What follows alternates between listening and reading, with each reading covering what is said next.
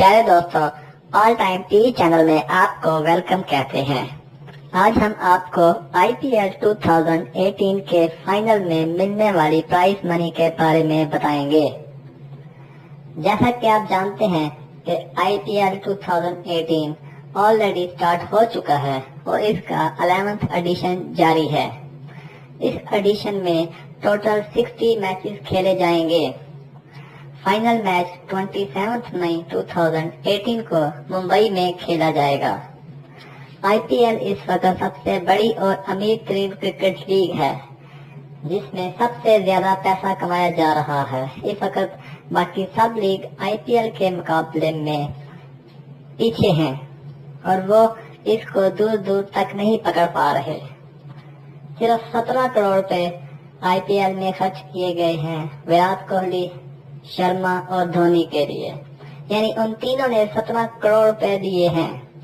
और एक और बात यह है कि प्राइस मनी हर साल 10% बढ़ रही है, यानी कि पहला एडिशन जब 2008 में आया था, उसके बाद से हर साल 10% प्राइस मनी में इजाफा हो रहा है।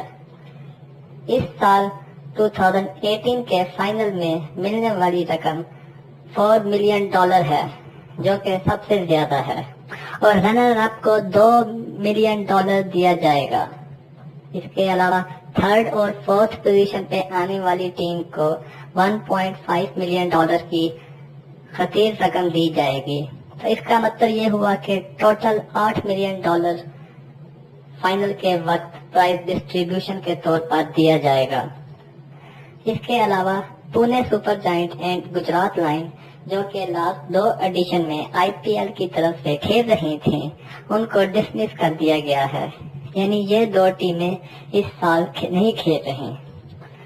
प्यारे दोस्तों, अगर आपको हमारी वीडियो अच्छी लगी तो चैनल को सब्सक्राइब करें ताकि आपको हमारी हर आने वाली वीडियो मिल सके। शुक्रिया।